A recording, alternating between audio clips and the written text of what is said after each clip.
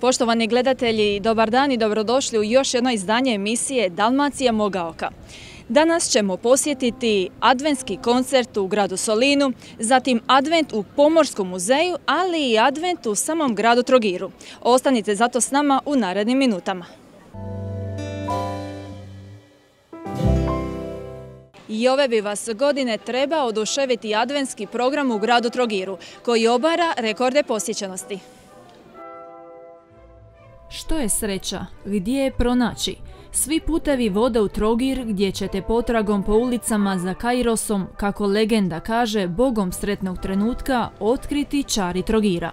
Srce i čarolija ovog prekrasnog grada, čiju je staru jezgru UNESCO uvrstio na popis svjetske baštine, svakako je okruženje katedrale Svetoga Lovre. Posebna se čarolija krije u prosincu i adventskim događajima. Možda stopala cupkaju na hladnoći, no zagrijati se možete šetnjom kroz sam grad, ali i u bogatoj blagdanskoj ponudi, koja uključuje ukusna tradicionalna jela, poznate glazbene ritmove i privlačne kulturne manifestacije. Blagdani Svetoga Nikole, Svete Luce, prvi dan zime, Božić, Stara godina, važni su datumi u prosincu, no posjetitelje je oduševio i cjelokupni program zimske adventure u Trogiru. Pa evo, mislim dobro, malo da se vremena se i poslužili, evo malo mi je žao što nema baš više dice, vjerojatno su se pripali malo vremena, ali evo oni koji su bili su uživali, dobili su opet prigodne poklončiće, slatkiše i zabavili su se. Pa jesu, ja mislim da su očekivanja stvarno dobra, ide sve po svojim tijeku, malo na sve to vrijeme bude kiša, ali evo, prošli petak smo imali otvaranje i dotad je skoro svaku večer puno, neki su odvijali koncerti, po danu su dječje priredbe i stvarno je dobro posjećano. Za sad, evo, kako gledamo naredne prognoze, nije baš najbolje, ali evo, vidit ćemo kako će biti, ljudi se malo stisnu ispod suncobrana, uglavnom bude dobra zabava. Pa građani su stvarno zadovoljni, evo, i cijelim programom, kako i popodnevni, jutarnji, tako i noćni. Zadovoljni su, evo, to i pokazuju sa svojom posjećenosti na našem adventu. Advent u gradu Trogiru je svake godine čaroban. Znate, mi smo mali grad i zapravo grad koji je strahovito orijentiran na turizam. I u sezoni i po sezoni naši ljudi jako puno rade, angažirani su. Ovo je nešto sad baš za njih. Jako puno poznatih lica, jako puno druženja, dobre atmosfere, neke zajedničke energije. To je zapravo ono što jest pravi duh adventa i onda se uklopi u sve te manifestacije. Što se samo tiče tih priprema i organizacije, mislim, dosta rano smo počeli. Zapravo već krajem 8. mjeseca su počeli s gospodinom Novakom razgovori o pripremi adventa, što napraviti ove godine, što je dobro, što njegovati dalje, kakve nekakve novitete uvesti. I mi smo zadovoljni. Nastojimo da nekako zadovoljimo sve apetite, sve ukuse, od zabavnih nota, rock koncerata, čak i klasičnih koncerata, dječjeg programa, od radionica, kazališnih predstava, dječjih koncerata. Tako da pokušavamo pomiriti i dobne razlike i različite ukuse. Što se tiče adventske ponude, zapravo to je ona klasična standardna adventska ponuda, kuhano vino, džin, fritule, ne znam, imamo posebno baš malu gastro kućicu koja je orijentirana na nekakve zapravo nekakvu širu ponudu na više tih adventskih specijaliteta tipa sarma za ponijeti, pa grah imaju, ne znam, različiti meni koji odgovara nekakvim zimskim danima. Manje više mi se ljudi svi znamo, ali rijetko kad priliku imamo baš da se tako različite generacije nađu na nekakvom istom mjestu, u nekakvom zajedničkom druženju s najmlađima, bake i djedovi, roditelji, omladina. I to je ono što ovaj advent spaja. Zapravo i ta nekakva sinergija dobrih druženja, dobrih emocija koju ovaj advent iznjedri je nešto posebno. I onda to privuči okolne posjetitelje i turisti osjete tu energiju, jer mislim teško je tu dobru vibraciju ne prenijeti na druge. To je baš to zajedništvo, taj neki dobri duh druženja je ono najljepše u našem adventu. Trogiranke su poznate i kao vrsne kuharice. Znači, Trogiranke su vrhunsko pripremljene u pašticade. Zatim postoji još jedan tradicionalni recept koji je možda ovako i arhaičan, to su škartoceti, koji se isto pripremaju u Trogiru. Zatim imate bakalar od ovih slastica, to su naravno nezaobilazan trogirski rafiol, to su vam fritule, to su vam kroštule, to su šećereni bajami. Nešto ovako malo univerzalnije, to bi bile rožata, breskvice i tako nekakvi kolači koji bi bili neki tradicionalna dalmatinska kuhinja. Oni najmlađi osmijehom na licu jasno daju do znanja da se program prilagodio i njima. Djeca grada Trogira istinski su pokazatelji sretnoga grada. Na blagdan Svete Lucije polaznici dječjeg vrtića Trogir okitili su ukrasima bor postavljen na trgu ispred muzeja grada Trogira. Uslijedio je posjet Svete Lucije. U rukama je držala košaru prepunu raznih slatkiša kojima je obradovala sve mališane. Sveta Lucija je stigla i u grad Trogir. Što nam je donijela? Pa Sveta Lucija je po običaju skromni darovi. Prije nekog davnina to su bile bajame ili nešto slađe smokava, bake i mame bi stavljale na ponistru, a sad isto tako po toj tradiciji nastavljamo u Trogiru. Sveta Luca dolazi između Svetog Nikole i djeda Božićnjaka, stigla je i Sveta Luca sa košarom bombona. Kako su djeca reagirala? Pa veselo su reagirala, drago mi je na ovoliki odaziv i drago mi je da se ova tradicija nastavlja u gradu Trogiru. Današnji blagdan Svete Lucije, zaštitnice, dakle spomendan i zaštitnica naša Sveta Lucija slijepih osoba je jedno veliko veselje u gradu Trogiru, veselje za svu djecu. Zašto? Zato što evo, dolazimo da skupa s njima podijelimo ovu radost blagdanskog vremena kada Sveta Luce dolazi i dijeli bombone svoj djeci da bi bili radosna veselija i tu radost zajedno s njima da svi skupa podijelimo. Sveta Lucija je inače tradicija ne samo u gradu Trogiru, nego povijesna tradicija. Mi želimo tu tradiciju da održimo, da se ta tradicija nastavi, jer kad se vratimo uz davnih vremena, onda se sjećamo da je Sveta Lucija dolazila na tovarčiću.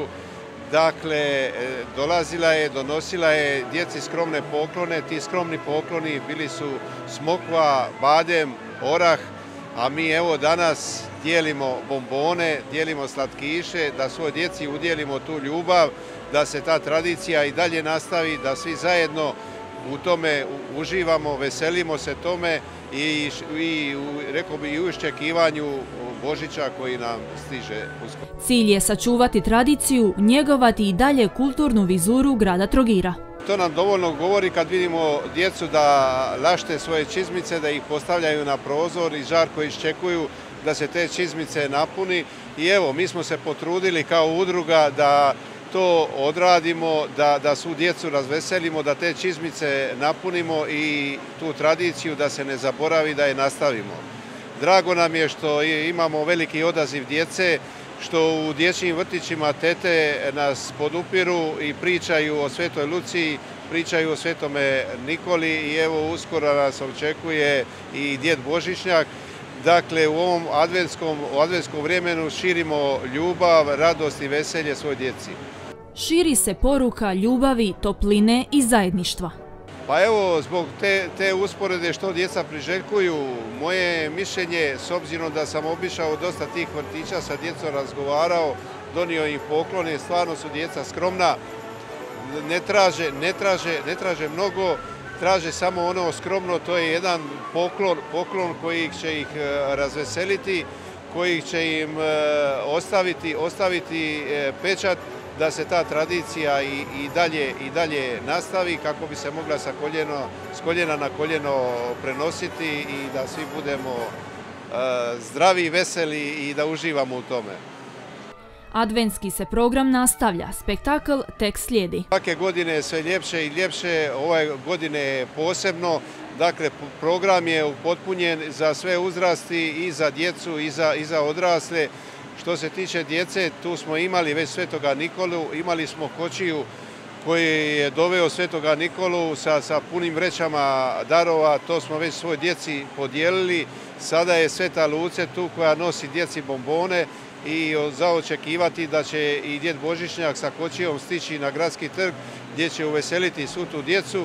Za odrasle imamo ovdje nastupe velikog broja grupa. i pjevača koji će također uveseljavati sve one koji dođu ovdje na gradski trg i skupa zajedno podijele tu radost adventa. Od blagdana Svete Lucije do Božića traju pripreme za veliki događaj, proslavu Kristovog rođenja. Božić predstavlja početak nove godine. Svi mu se raduju, i stari i mladi, a zimska adventura u Trogiru zaokružuje cijelu priču i poziva svih na druženje i zdravicu.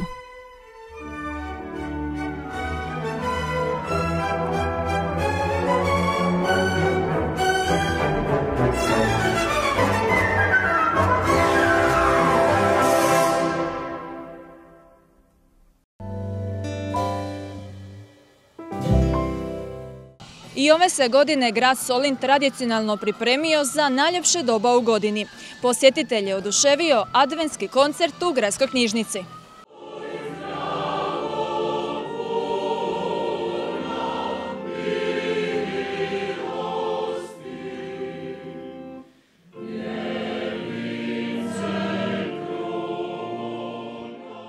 Adventsko razdoblje ne bi bilo isto bez božićnih pjesama koje i stihovima i glazbom upotpunjuju najljepše doba godine. Pjesme i veselja ima na svakom koraku, a ovoga se puta posebno istaknuo i adventski koncert mješovitog zbora Gospe Ozdravlja u Solinu.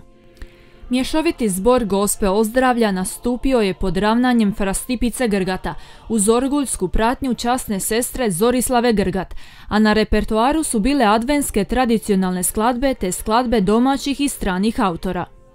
Kada su se prije 25 godina okupili mladići i djevojke s ciljem da pokušaju svojim pjevanjem oblikovati nedjeljnu svetu misu u crkvi Gospe Ozdravlja, nitko nije slutio u kakvu će se tradiciju zbor razviti.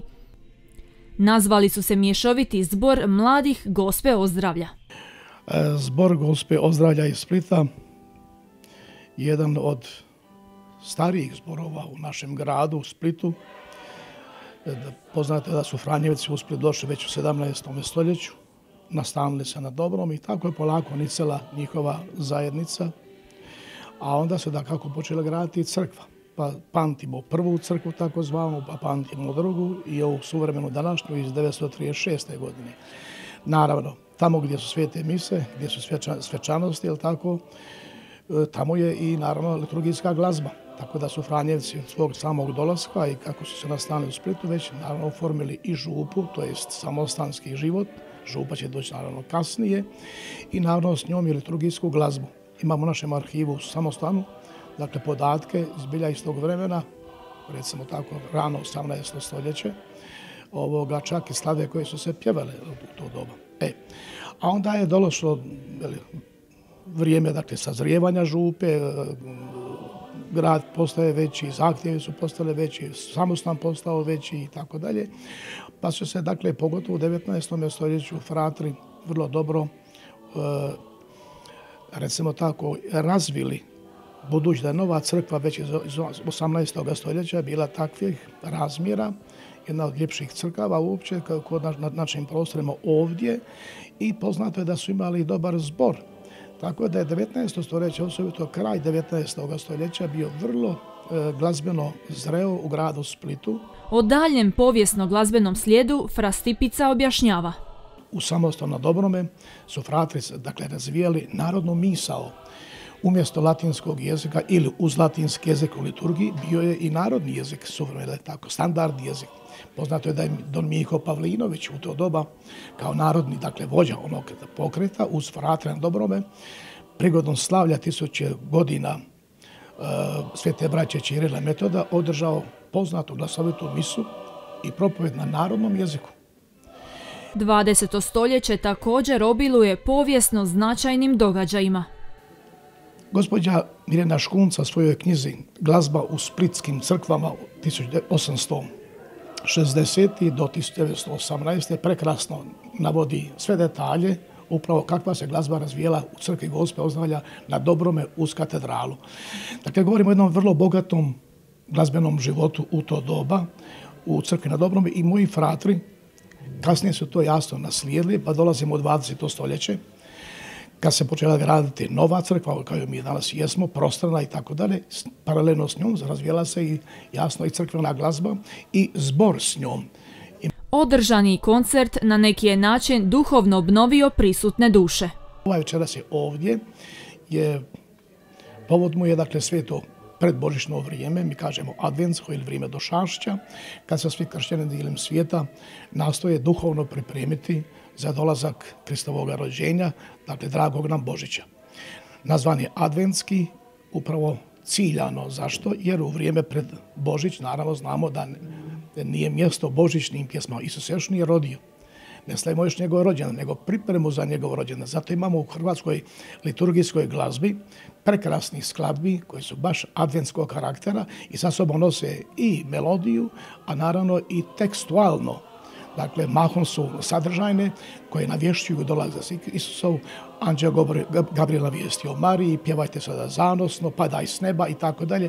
Misao vodilja samih članova od samog početka je bila navještaj evanđelja kroz glazbu. Zbor im je, kako naglašavaju, druga obitelj u kojoj pronalaze zadovoljstvo, mir, veselje, utjehu i zajedništvo.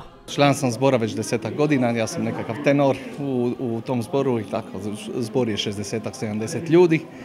Eto, ima sjajnih ljudi, zaista sjajnih pjevača, ljudi koji su u svojim životnim pričama, u svojim životnim problemima, pa opet nađu vremena za taj zbor i za taj predivni susret sa Gospodinom u pjesmi i tako. Zapravo sam se slučajno našao na misiji kad nisam mogao doći u svoju župu i onda sam susreo našeg predivnog Frastipicu koji, dakle, i našu časnu Zoru koji zaista guraju jedan repertoar koji je predivan, koji zaista sjajno zvuči i privukla me ta izvedba i tako dalje. Svrha je u ovom trenutku otvoriti vlastito srce. Mislim da svi mi na određen način moramo otvoriti srce Gospodinu, otvoriti srce tom malom djetetu koje dolazi, otvoriti srce Nazarečaninu, što ja volim reći, i onda treba samo biti, to tako kaže jedna moja predraga prijateljica, pustiti Gospodina u svoje srce i onda samo biti, dati sve od sebe na svom poslu, dati sve od sebe u obitelji i raditi zapravo ono što nam dragi Gospodin da. Nekome da bude novinar, nekome da bude pjevač, nekome da bude inženjer. Tu di jesi, tu daj sve od sebe, daj 110% od sebe u svojoj obitelji. Skuvaj najbolji ručak na svijetu, posveti se svojoj djeci i tako dalje. Gospodin nas poziva da mu otvorimo srce u ovom adventu. Adventsko doba, mjesec prosinac, uvijek donosi neke posebne misli. Nešto se u čovjeku mijenja. Uvijek se vraćamo nekako, htjeli mi to ili ne, u djetinjstvo kad smo emotivno doživljavali ove divne dane, tako da nam advent uvijek je jedno buđenje unutarnjeg jednog svijeta kojega svi u sebi nosimo, pogotovo mi religioznog svijeta, koji znamo zapravo što to znači i taj njegov sadržaj ili poziv na promišljanje, na razmišljanje, tko sam ja, što je sa mnom, što ja to radim, što ja to činim, koje su moje misli, koji su moji stavovi, koji su moji nazori, pa koji su moji grijesi.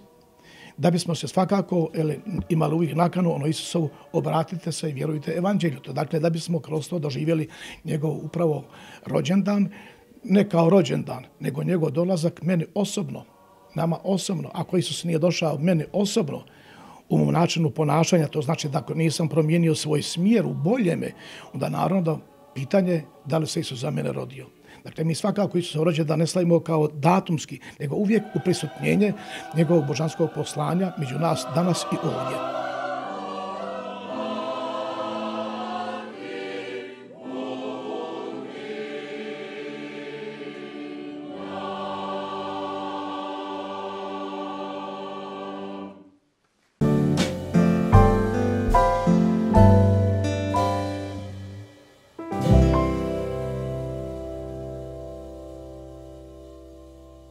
Ključ Ekspert Kralja Zvonimira 103. Najmodernija specijalizirana radnja za izradu ključeva za stan, sef, potom za automobile, motocikle, brodove, autobuse, kamione te specijalne i kodirane ključeve.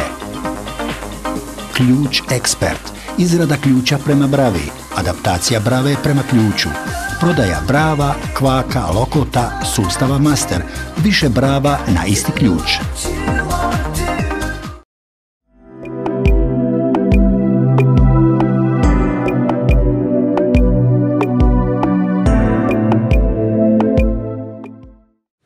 U parku prirode netaknutoj ljepoti prostranih šljunčanih plaža i kristalnog mora.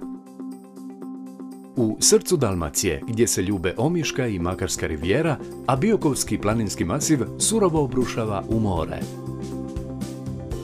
Otkrijte hotel Vruja Resort. Ekskluzivnost Vruja Resorta zaokružuje jedinstveni i neponovljiv gastronomski i enološki užitak. Ekskluzivni restoran smješten u originalnom rustikalnom mediteranskom ambijentu s laganom notom modernosti i otmjenosti. Uživajte u posebno spravljenim ribljim i mesnim specijalitetima i delikatesama uz vina autohtonih vinskih sorti. Unikatnost ponude, isključivo unaprijed primamo rezervacije za grupe do 24 osobe. Na mjestu gdje slast postaje strast, posjetite naš restoran i hotel Vruja Resort. Veličanstven dragulj na skrovitom rajskom žalu.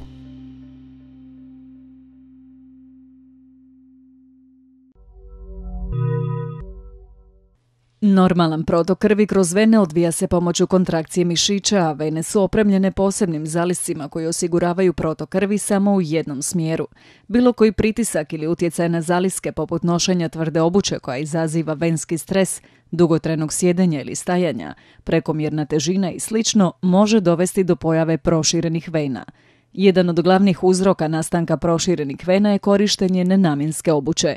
Iz tog razloga tvrtka Dr. Luigi proizvela je John za amortizaciju venskog stresa, koji spriječava nastanak proširenih vena na donjim ekstremitetima i omogućava nesmetan rad venskih zalisaka pri hodanju i stajanju.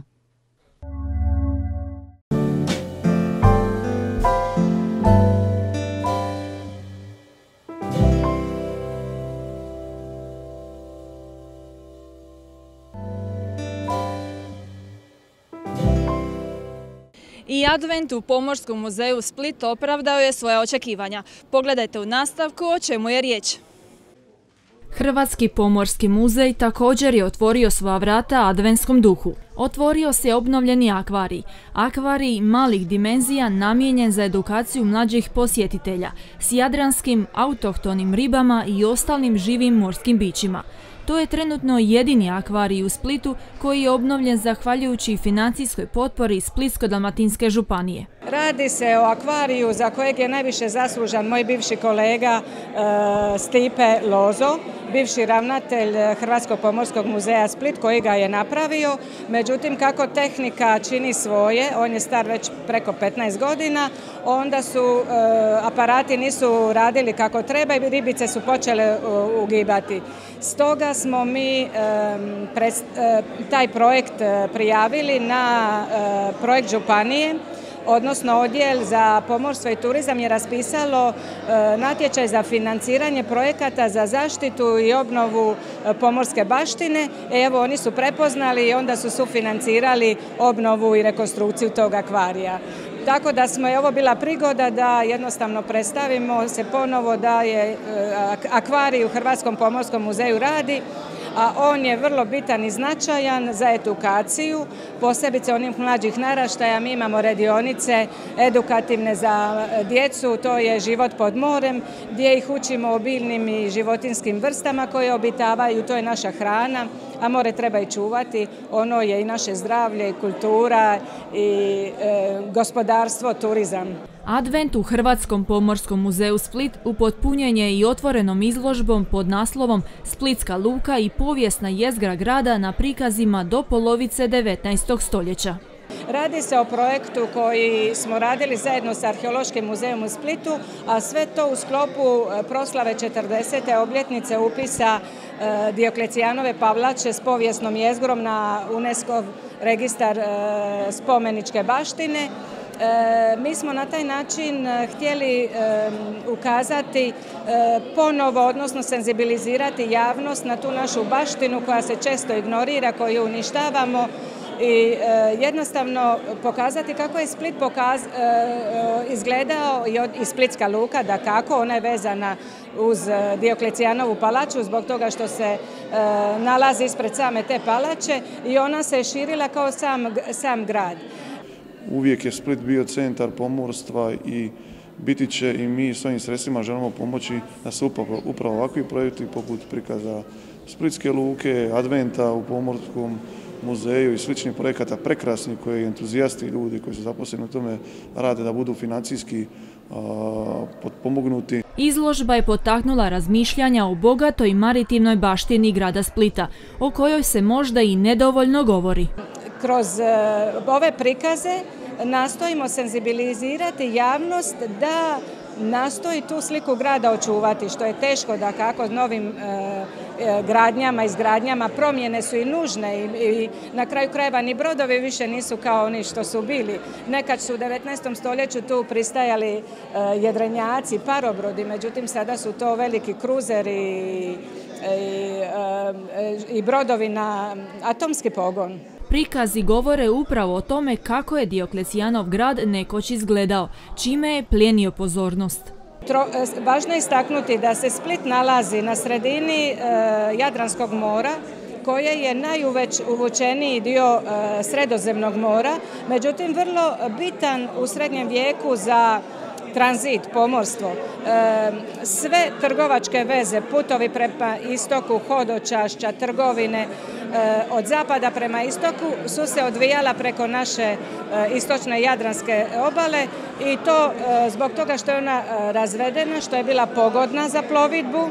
Iako se plovilo onda u ono vrijeme samo danju, noću se nije plovilo i onda se ta luka spominje u putopisima tih hodočasnika, trgovaca, u izvješćima mletačkih providura, knezova i mi možemo puno toga saznati o tome koji su to objekti bili sve u luci. Lazaret kojega više nema, sanitarni ured kojega više nema, kule kojih više nema. Možemo ukazati na neke stvari koje nisu bile do sada poznate. Primjerice da prikaz Splita, Francesca Camoccia, se vuče sve skoro u 19. stoljeća, iako Split se od tada jako promijenio, to služi u nekim portolanima, nekim izdanjima, kao mjerodavni prikaz grada, što je potpuno netočno. Ili imate situaciju da u jednoj knjizi objavljeno u Beču sredinom 19. stoljeća tu istu sliku koristi se nekoliko godina za publikaciju objavljenu u Londonu, ali s neznatnim razlikama i onda kompjuterskim preklapanjem tih dviju slika uočavate da je riječ o jednoj te istoj, a onako u prvi mah neki istraživač bi rekao ovo je Split te godine, ne, ovo je Split te godine i tako. Splitska je luka u neka prošla vremena bila istinsko bilo grada. Struktura i položaj grada, dobra povezanost s morem, sa Sredozemljem, kao i cestama sa zaleđem, bili su glavni uvjeti razvitka antičkog grada u srednjovjekovni grad, koji se s vremenom oblikovao u moderan lučki grad Mediterana. Splitska luka je nekoć bila i željeznički kolodvor, autobusni kolodvor, aerodrom, zato jer najprije željeznice aviona nisu bili, nisu postojali, a ceste su bile veoma slabe u Mletačkoj Dalmaciji. Tako da se promet odvijao gotovo redovito ili bolje rečeno isključivo brodovima. Tako da svi koji su dolazili u Split, dolazili su u brodovima i ono što je bilo prvo, to s čime su se susretali, to je bilo pročelje monumentalno Dioklecijanove palače. Edukativan je bio i adventski domjenak, kao dio gastroizložbe, koji je prikazao što su to jeli naši stari. Naravno, ono domaće i pripremljeno na tradicionalni dalmatinski način.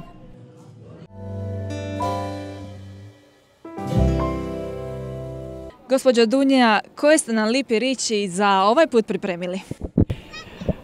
Pripremila sam u skladu s ugođajem riči koje na jedan način opisuju ovaj ugođaj. A ja bih rekla da je to arija. Arija je riječ za zrak, ovo što je oko nas zrak, međutim znači još i opernu ariju, napjev iz opere, ali znači općenito jedan ugođaj. Čovjek isto može se reći za čovjeka, on ima ariju, recimo misli se da je kraj, pa ima ariju od kralja. Dakle, mi svi imamo, u ovo vrijeme predblagdansko jednu ariju, veseliju, jedan ugođaj koji je stvoren i taj ugođaj, ta arija, je stvorena i ukrasima. Vidimo da je grad ukrašen, mi ukrašavamo domove svoje. Ugođaj je stvoren i zvukovima, čujemo i muziku, prigodnu glazbu i pjesme neke prigodne, tradicionalne i mirisima, odnosno osjećamo poseban vonj. Vonj je riječ u dijalektu koja znači miris, lipi vonj je ugodan miris, grubi vonj je neugodan miris. Mi ne osjećamo neugodan. Sve nam je lipo kad je ovako jedno raspoloženje. Jedan poseban miris koji možemo osjetiti ovih dana je miris slastice tradicionalne koja je jedna užanca, dakle običaj. Užamo, običavamo, od glagola užat, raditi tu slasticu, a to su fritule. Fritule su tradicionalno slatko koje se radi preko godine, se može nekoliko puta, ali ove su karakteristične koje se rade baš na Badnji dan. Te fritule su prate vjernički post i one su napravljene od vrlo jednostavnog tijesta i u kojemu ne bi smjela biti jaja, jer je to dio vjerničkog posta. Jaja, mlijeko, jogurt, to su oni recepti koje neko spominje, međutim ove koje se rade na Badnji dan ne. Ali imaju puno dodataka kao što su mirodije, koje daju taj jedan lipi vonj fritulama. Možemo dodavati, ovisi o autoru koji ih radi, možemo dodavati cimet, oraščiće, prošek dalmatinski naš. Međutim, interesantno je da se prije obavezno radio liker rožoljo koji se dodavao. Malo je teže njega danas raditi. To je liker koji, osim nekih sastojaka koji se obično stavljaju u likere, ima i ružine latice. To je glavni sastojak i to je ono što mu daje tu specifičnu aromu, odnosno ti lipi vonj i okus. Ali normalno te ruže moraju biti one svibanjske prve latice, ruže nešpricane, dakle ekološki čiste. Neko fritule naziva pršurate. Međutim, ovako logički kad malo razmislimo, pršurata je riječ koja je dobila po pršuri, odnosno tavi. A mi znamo da se fritule ne prže, ne peku, ne frigaju se u tavi, nego u dubokome ulju, u teći, dubokoj teći, metalnom loncu.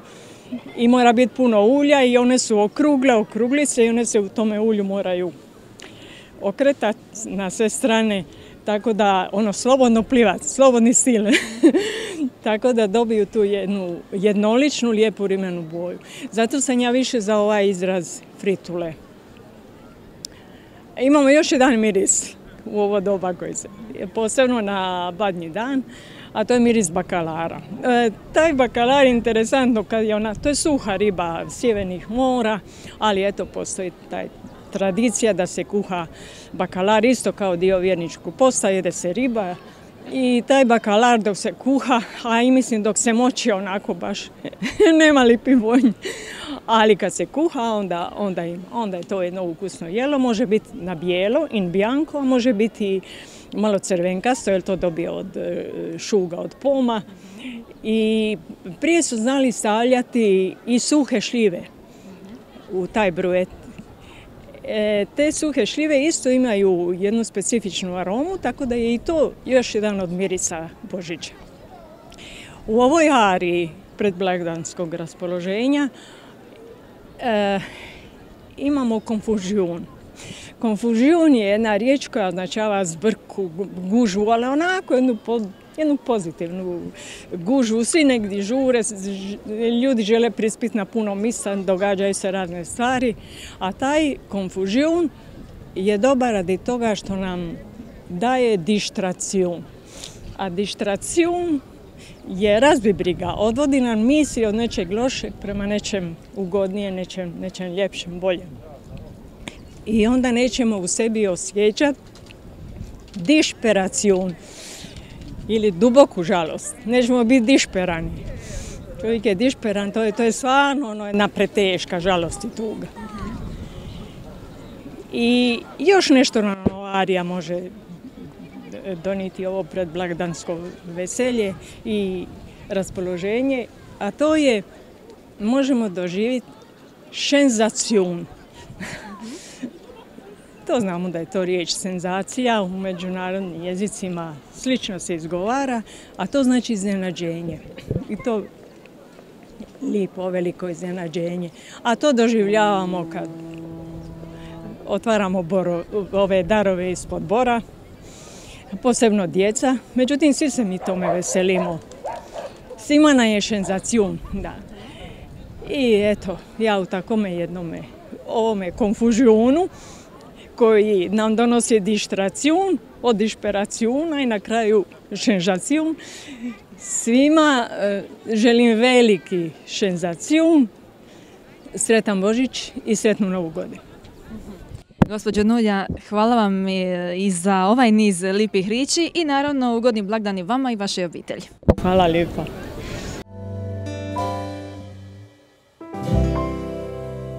Poštovani gledatelji, došli smo do kraja još jedne emisije Dalmacija moga oka. Ugodni vam blagdani i uživajte i dalje u adventskoj čaroliji grada Splita. Srdačan pozdrav!